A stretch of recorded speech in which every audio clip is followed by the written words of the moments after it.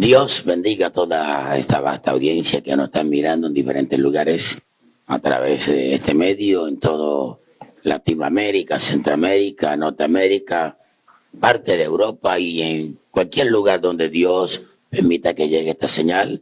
Sean todos bienvenidos a la Iglesia Cristiana Encounter with God de Soledad, República de Colombia.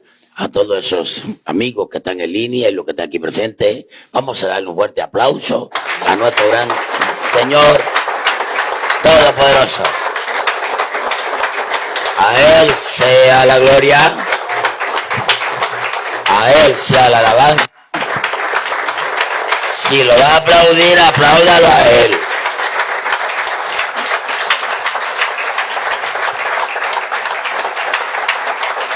Gente linda, allí en Bolivia, Cochabamba, Chile, Chillán, Yungay, México, República de Panamá, Venezuela, Estados Unidos, España y muchos lugares donde Dios, por su gracia, nos ha permitido llegar. Toda la honra y la gloria es para Él. Yo quiero que le dé un aplauso a la gloria de Dios, al Señor. Bendito sea Dios. Alabados a Dios. Muy bien.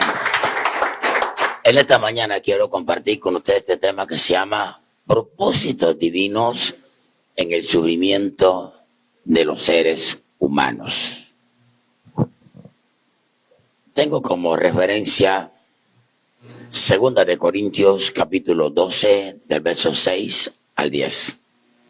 Y dice el verso 6, sin embargo, si quisiera gloriarme, no sería insensato, porque diría la verdad, pero qué, pero de lejos, para que nadie piense de mí más de lo que de mí ve o oye de mí. Dice el verso 7, y para que la grandeza de las revelaciones no me exalte desmedidamente, me fue dado un aguijón en mi carne, un mensajero de Satanás que me abofeté para que no me enaltezca sobremanera.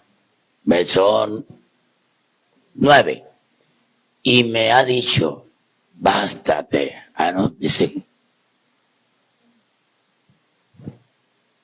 hasta el versículo, bástate mi gracia, porque mi poder se perfecciona en la debilidad. Por tanto, sí, de buena gana me glorié más bien en mis debilidades, para que repose en mí el poder de Cristo. El versículo 8 lo vamos a encontrar más adelante. Versículo 10. Por lo cual, por amor a Cristo, me gozo en las debilidades, en afrentas, en necesidades, en persecuciones, en angustia,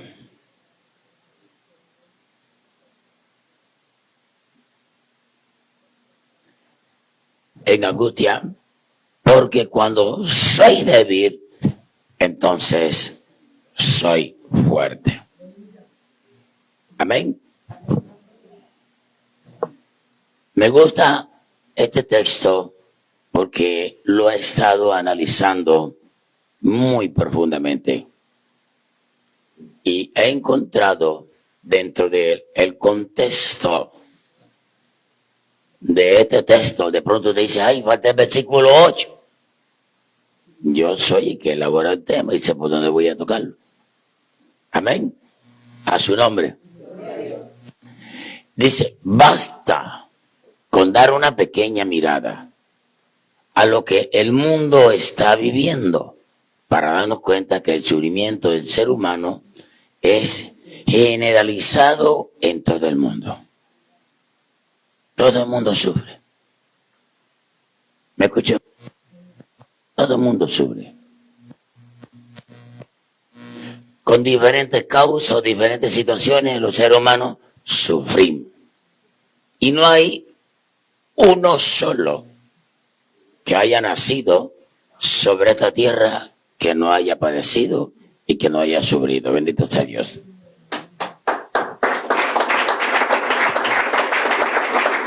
A su nombre, sufrimos enfermedades, accidentes, pobreza, abuso, violencia, persecuciones, abandono, rechazo, difamaciones, decepciones, frustraciones, de toda índole, y aún la muerte malintencionada. A alguien por ahí le da el placer de quitarle la vida y se la quita, sin usted cruzar la menor idea. Le dio la idea de quitarle la vida y preguntamos, bueno, pero si el tipo era tan bueno, ¿y por qué lo... No. ¿Por qué lo mataron si era tan bueno? Ese señor o esa señora no se metía con nadie, pero lo mataron. Entonces empezamos a ver, es que Dios es un poco injusto, ¿verdad? Y siempre como seres humanos queremos encontrar una respuesta a la pregunta que muchos nos hacemos o se hacen: ¿por qué sufren todas las personas? Es una pregunta que queda en nuestra mente. Para comprender esta pregunta y dar una respuesta verdadera, tenemos que decir primeramente que Dios es soberano. No hay otro ser sobre esta tierra que tenga el poder que tiene Dios. Satanás tiene poder, pero el poder de Dios está por encima del poder del diablo.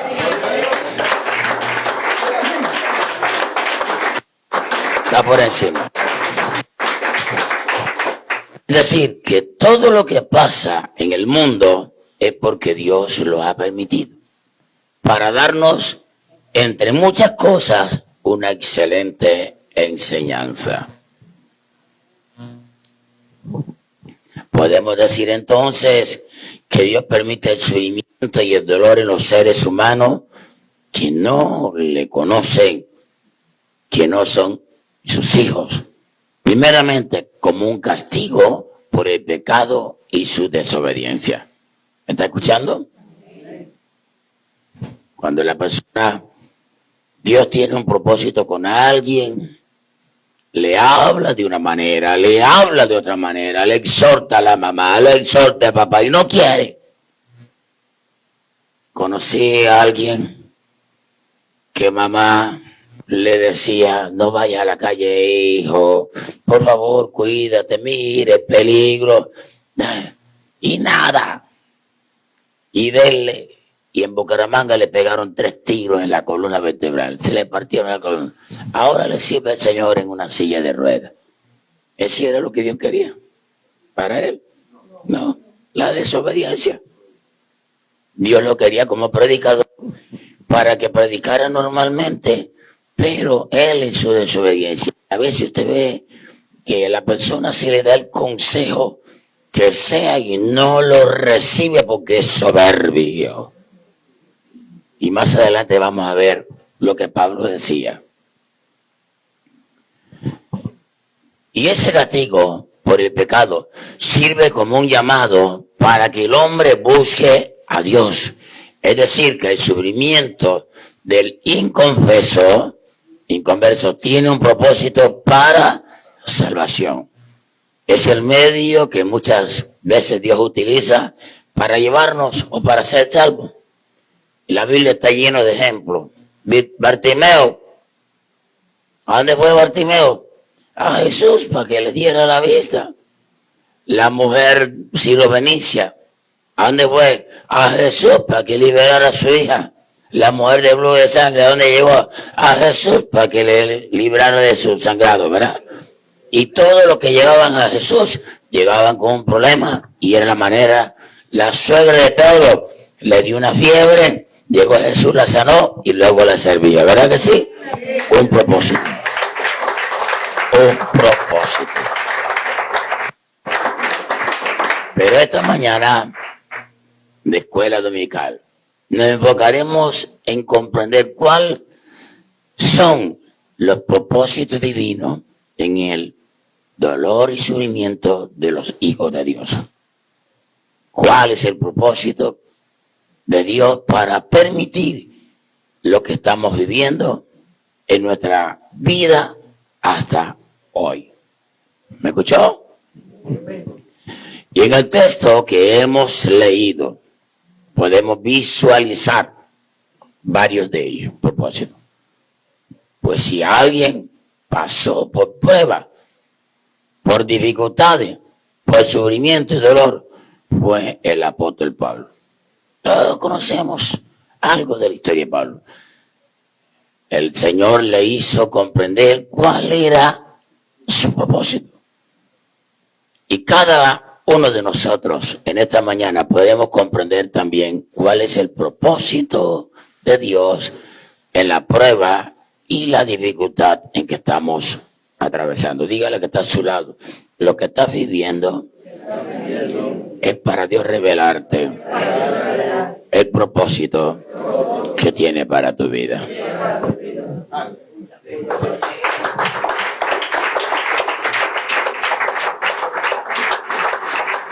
Observemos cuáles son esos propósitos divinos en el sufrimiento que estamos viviendo tú y yo hoy como hijos de Dios. En primer lugar, ¿cuál es el primer propósito? Que nuestro corazón no se llene de soberbia.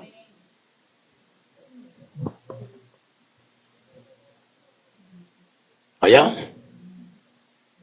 Dice el versículo 6.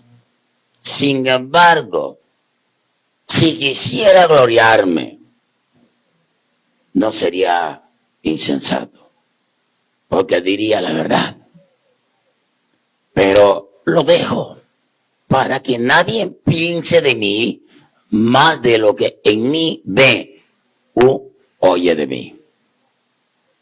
Mire cómo habla Pablo. Verso 7. Y para que la grandeza de las revelaciones no me exalten comedidamente, me fue dado un aguijón en mi carne, un mensajero de Satanás que me abofeté para que no me enaltezca sobremanera. La palabra soberbia significa, según la Biblia, la soberbia a veces llamado vanidad, orgullo, arrogancia. Se considera el pecado fundamental y la madre de todos los vicios. El primer pecado cometido fue un acto de soberbia por Satanás. Se negó a reconocer a Dios como su Señor, como autoridad. Asimismo, la soberbia fue la trampa que sedujo a toda la humanidad, a Adán y a Eva. Desobedecieron.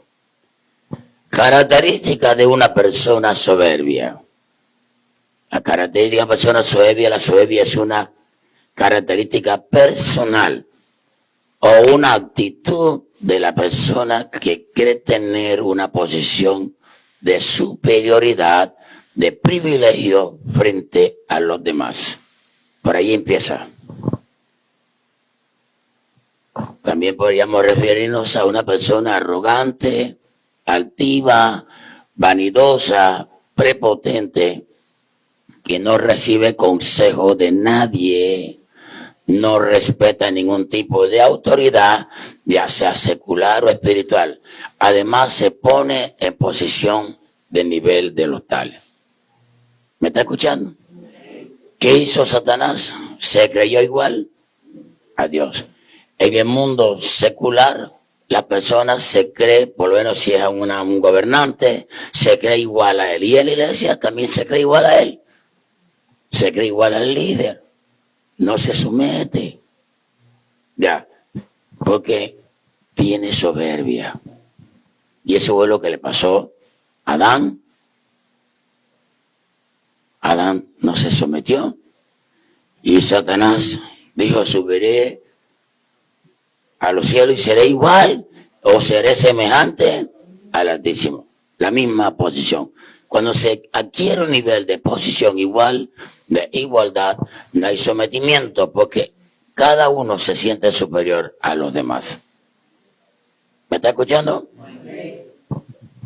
Pablo espiritualmente hablando, tenía mucho de qué gloriarse como cristiano. Primero, había sido llamado directamente por Jesús, un privilegio que muy pocos tuvieron en aquella época. Que mismo Jesús se le presentara en el camino a Damasco, Saulo, Saulo, ¿por qué me persigue? ¿Aló? Sí. 2, fue enseñado por el mismo Jesús. Por lo menos los discípulos que anduvieron con Cristo duraron 3 años, pero Pablo no vivió esos 3 años con Jesús. Fue Jesús mismo quien le enseñó. Y una enseñanza pura, porque más adelante Pedro dice, como vuestro hermano Pablo, a quien Dios ha dado sabiduría, no de este siglo, sino celestial. Pedro estaba reconociendo que la sabiduría de Pablo no venía de cualquiera, sino del mismo Dios. Decíamos, caso que poco experimentamos hoy, aún así, muchas veces se nos van los humos a la cabeza y cambiamos negativamente. Dios empieza a usar a la persona y ahora está usando. Se le va el zumo. ¡Wow! Se endiosa. ¿Aló? Y todo lo que Dios está haciendo se daña. Se empieza a dañar. El trabajo que hace el Espíritu Santo se daña porque la persona se endiosa a sí mismo y cambia negativamente. Los cambios no son para cambios positivos, sino cambios negativos. Pablo fue llevado en el Espíritu al cielo. Mira qué privilegio. Pablo fundó muchas congregaciones, pero para evitar que su corazón se llenara de vanidad, o sea, soberbia, el Señor permitió un aguijón en su carne para mantenerlo con los pies sobre la tierra y cerca de él.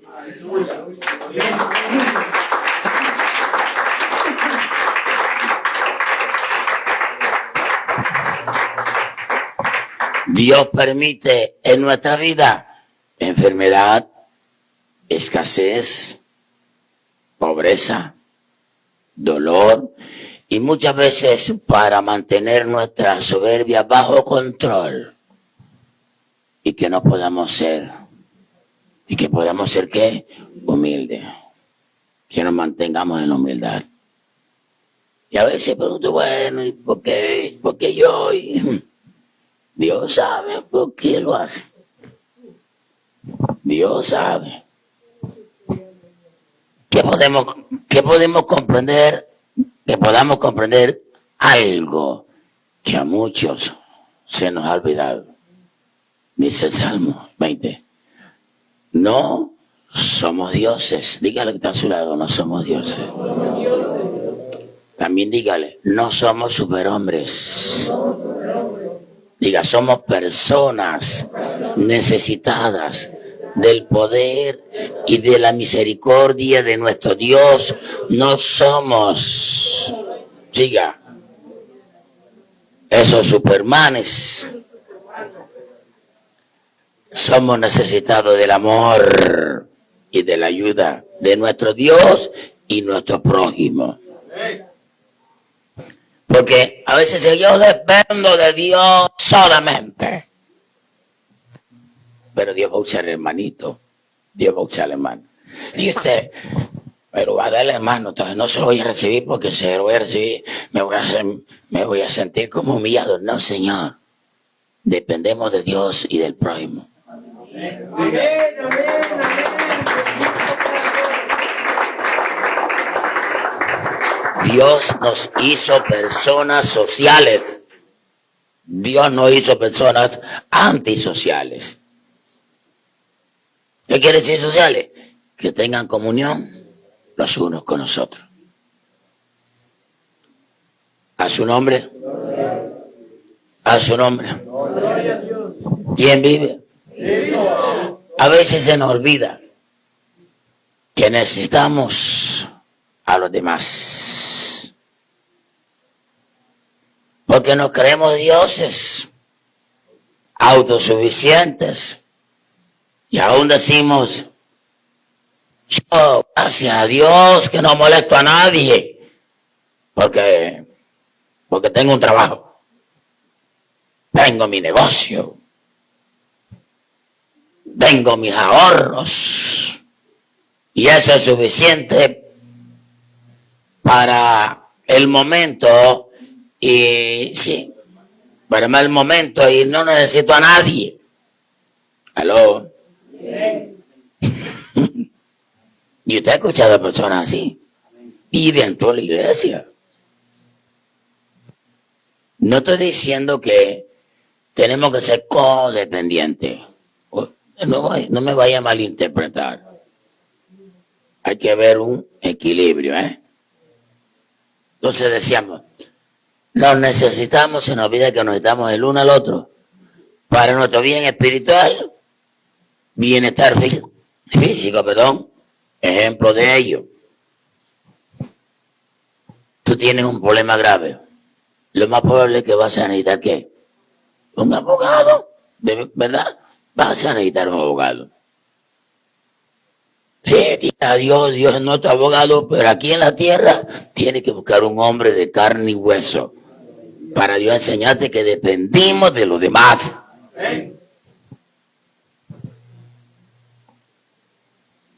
Tienes una enfermedad, lo más probable es que tienes que buscar ir a ¿dónde? Al médico. Aunque tienes fe en Dios, Dios lo puede hacer, etcétera, pero tienes que ir al médico. Enseñándonos que dependemos de Dios, pero que también dependemos de los demás, porque no nos hizo antisociales, sino sociales, para que tengamos comunión los unos con los otros. Gloria a Dios.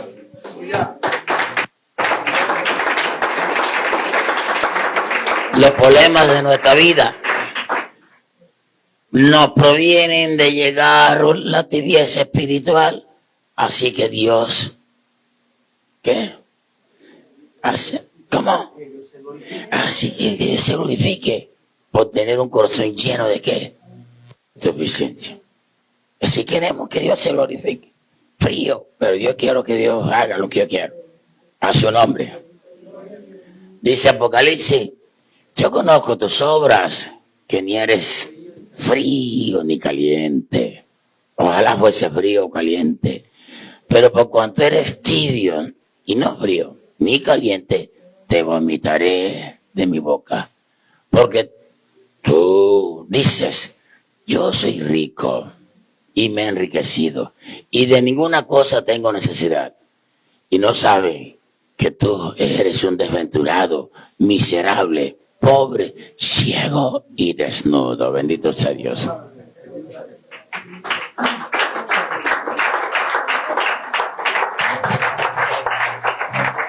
Tremendo esto. 18. Por tanto yo te aconsejo de mí, compres oro refinado en fuego para que seas rico y vestidura blanca para vestirte y que no se descubra la vergüenza de tu nudez. Unge tus ojos con colirio para que veas, porque a veces no vemos nuestros errores. No los vemos. ¿Aló? ¿Me está escuchando? No los vemos. Solo vemos las acciones de los demás, pero mis acciones no las veo. Y no las quiero observar. Pero Dios nos manda que nos echemos colirio. El colirio es para que te dé claridad a la vista y puedas ver qué es lo que está sucediendo. Dale el aplauso al Rey.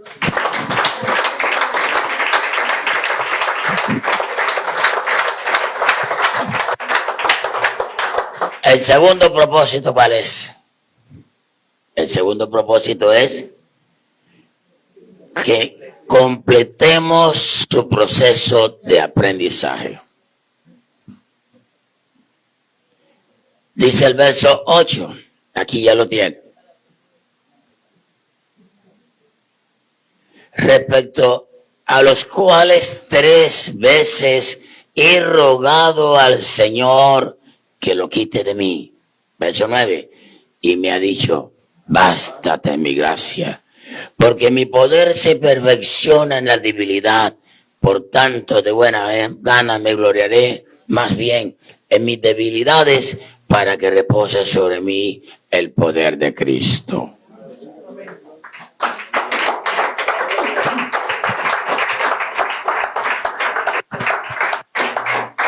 Aprendizaje.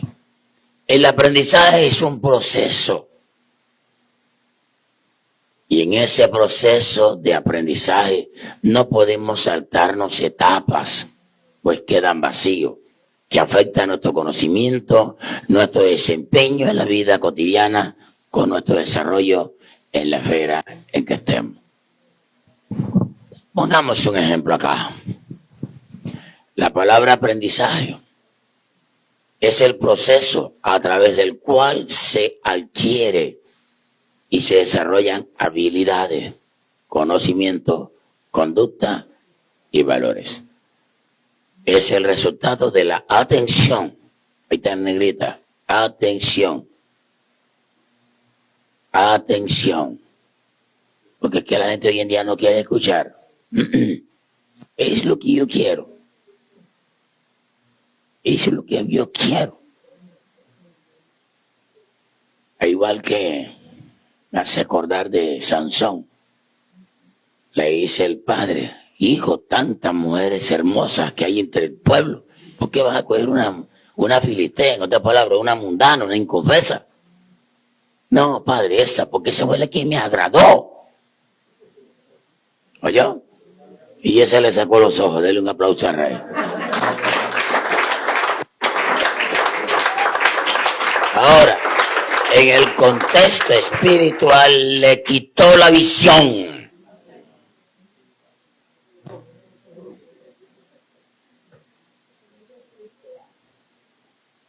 Le quitó la visión. Cuidadito con la filistea. Pero también hay filisteos. También hay filisteos.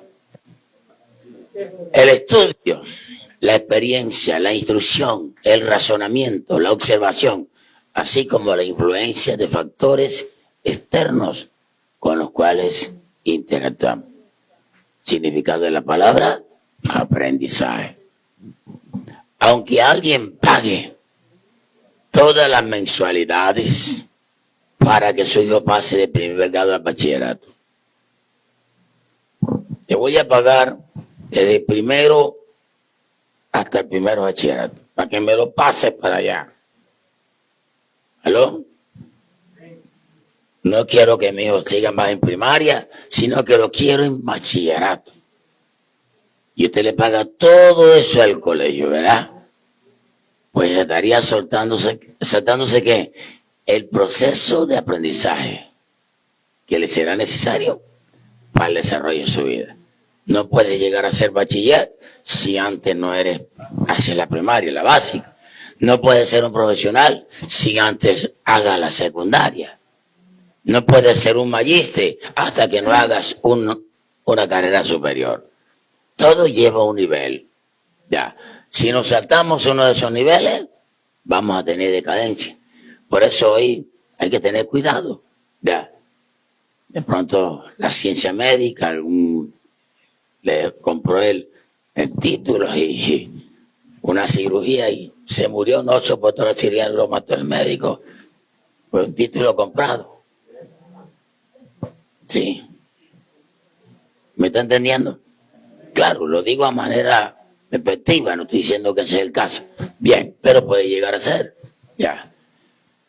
Entonces no se puede soltar. Decíamos, pues estaría saltándose procesos de aprendizaje que le serán necesarios en el desarrollo de la vida y en la carrera que elija.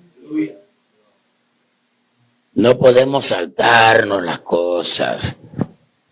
A su nombre. A su nombre. Decíamos, antes de aprender a resolver operaciones, por lo menos de trigonometría, tiene que aprender a sumar, restar, dividir y multiplicar. Antes de aprender a analizar un texto, primero tienes que aprender a leer. Es un proceso de aprendizaje del cual no podemos saltarnos etapas por muy sabio que lo consideremos o que seamos. ¿Me escuchó? Pablo pidió 3 veces. ¿Cuántas veces pidió Pablo? 3 veces al Señor que le quitara de su vida ese aguijón en su carne. ¿Tendría el Señor poder para quitarlo? Diga sí. Claro que sí. Definitivamente sí. Entonces, ¿por qué no lo hizo? Porque el proceso de Pablo tenía que aprender que su gracia era suficientemente en su vida.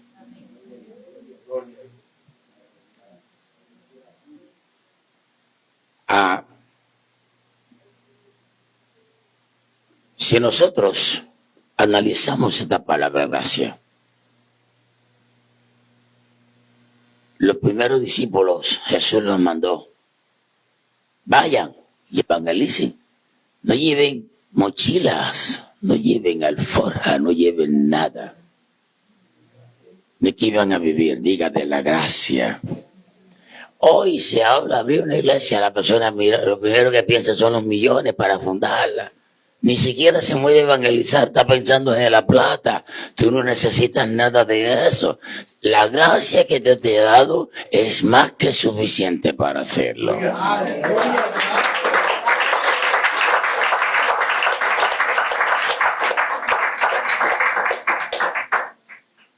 No se necesita eso.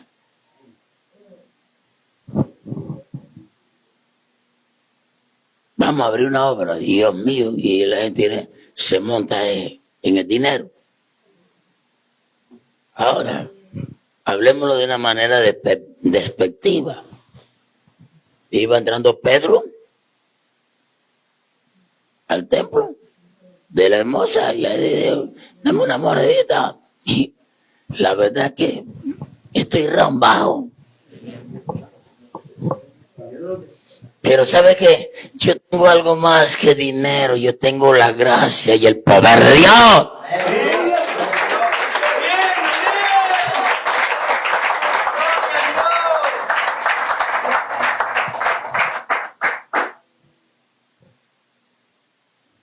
Entonces se cuenta que muchas veces no es tanta la plata, la gracia. Por eso Dios le dijo a Pedro, a Pablo: bástate mi gracia. Porque mi poder se perfecciona no en los que tienen dinero, sino en tu debilidad.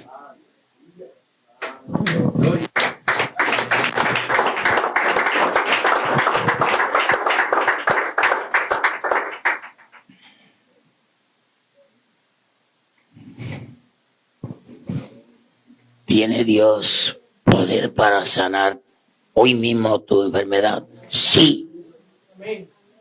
¿Tiene Dios poder para darte mañana un trabajo? Sí. ¿Tiene Dios poder para pagar tu deuda? Sí. Entonces, ¿por qué no lo hace?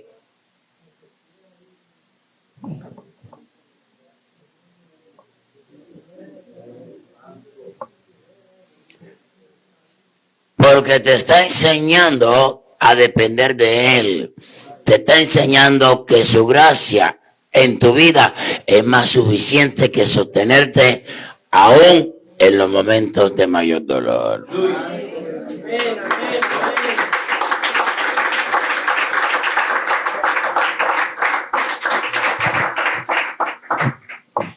Entonces, ¿por qué no lo hace?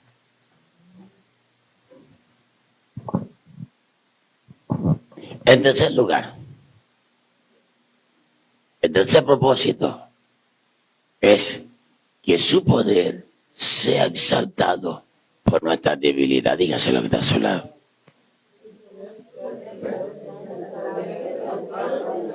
Por nuestra debilidad.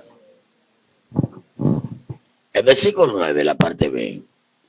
Porque mi poder se perfecciona en la debilidad. Por tanto, de buena gana me gloriaré, más bien en mis debilidades, para que repose sobre mí el poder de Cristo.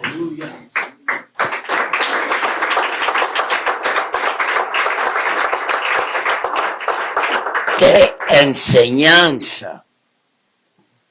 Pero nosotros hoy como cristianos, estos principios se nos han olvidado. Se nos han olvidado. Somos arrogantes, no escuchamos consejos, no oímos.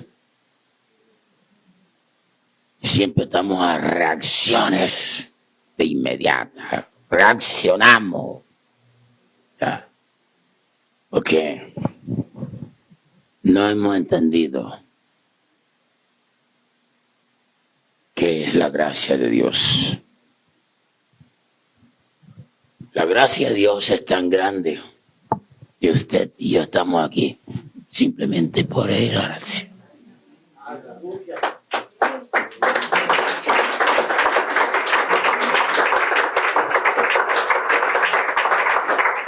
Usted y yo comemos por la gracia de Dios.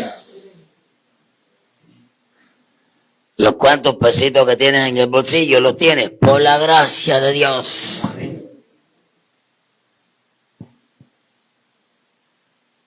Todo lo que tenemos es por gracia, es por misericordia. Y nos creemos tan arrogantes. Ya se nos diga algo para que vea. Como el Alcacerse. Nos vamos subiendo y echando espuma.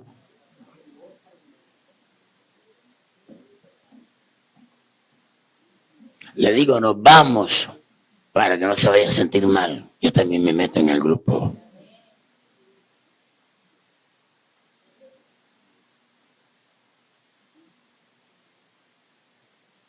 Y pasamos esa gracia que Dios nos ha dado de llevar el Evangelio, de predicar el Evangelio.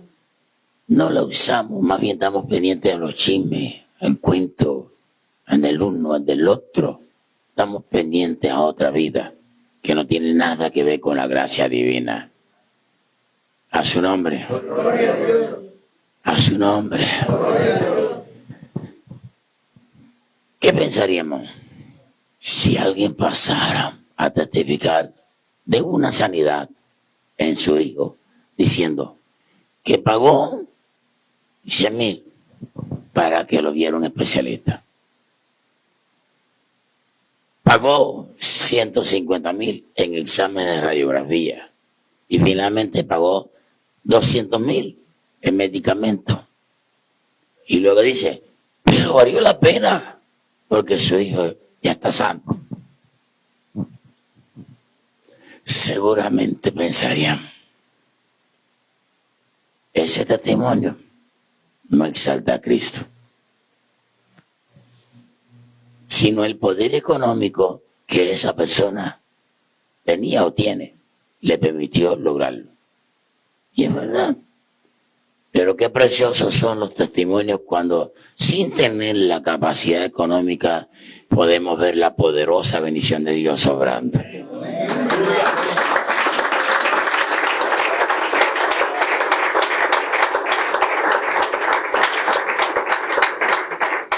Es muy diferente. Muy, pero muy diferente. Sin tener dinero para comprar las medicinas, sin tener dinero para tratamientos médicos, hemos recibido un milagro de sanidad. Amén.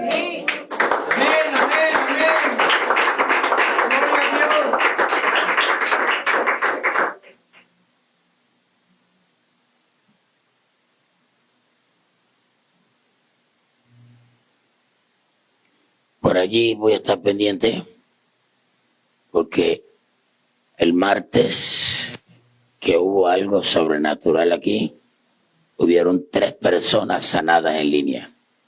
Sanadas. Hubo una persona en Bucaramanga que Dios la sanó de los riñones, tenía cálculo en los riñones. Y hubo una señora en Cali que tenía un descenso vaginal. Dios le subió, le hizo el milagro. Y hubo otra persona que no estoy seguro si es en Cicelejo o en Sucre o en Bolívar, que Dios le hizo un milagro también en el hígado. Tenía una masa en el hígado. Dios se está abriendo milagros. No fueron a ningún médico, simplemente fueron impactados por la palabra. ¿Me está escuchando? Y eso es lo lindo, testificar de la maravilla de Dios.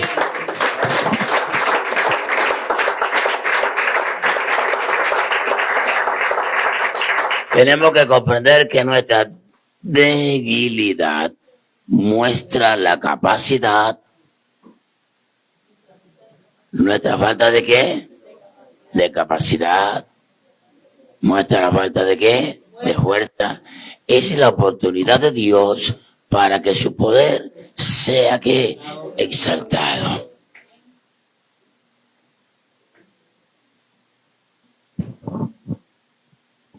En el versículo 29 de Isaías dice, Él da fuerza al cansado y multiplica las fuerzas al que no tiene ninguna. De modo que cuando tú te declaras débil, es cuando realmente eres fuerte, porque opera la gloria de Dios. Amén, amén, amén. Qué precioso es para Dios cuando sus hijos dicen, ya no puedo. Cuando sus hijos dicen, ya no sé qué hacer. Cuando sus hijos decimos, ya no aguanto más.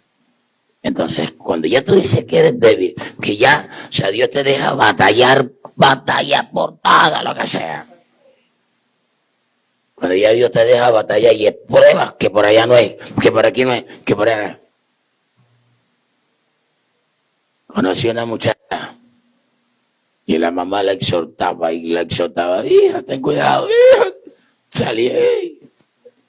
Y así se ganó 6 niñitos. No, yo me sé cuidar, mamá. Te estoy hablando de unos añitos atrás. 6 hijitos. Cuando tenía 6 años, 6 hijos, en una campaña, cuando estaba en la Plaza de Toros aquí por ahí por la Cordialidad. Exactamente. Allí llegó el hermano Carlos Jiménez y predicó una campaña ahí. Se convirtió en la muchacha que tenía 6 niñitos. Casi cada uno tenía su papá. Oye, y Dios la tocó, y cuando la tocó, Dios le dio una gracia especial. Que había alguien que tenía un almacén en el centro y se la llevó a trabajar allá. Le dio dolor verla. Y ocurre que este personaje era una persona que sufría del corazón y no tenía familia. Y un día cayó muy mal a la clínica. Le llevaron a la clínica General del Norte y allá estando en la clínica le dijo, hija, yo no sé, Dios me dijo que te llevara para allá y te veo sufrir tanto con esos 6 hijos que has pasado hambre, humillación.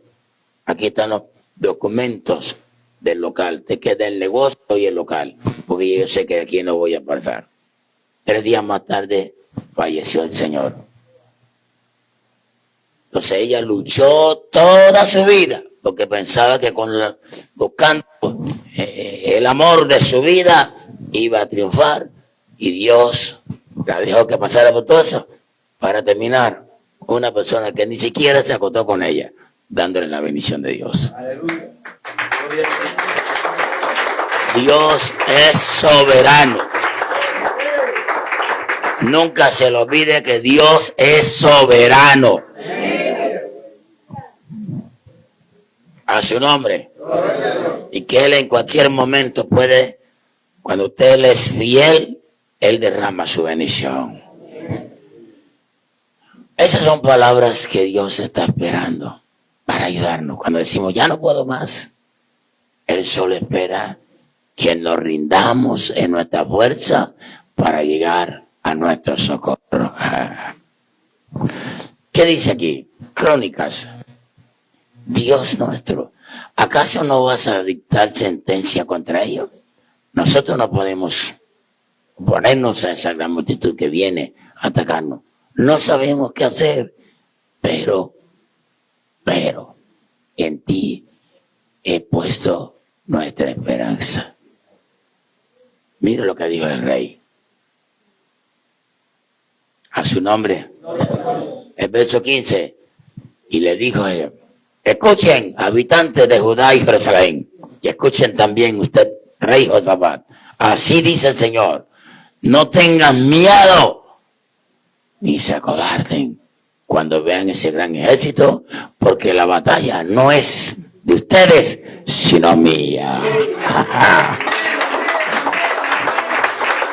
Aleluya.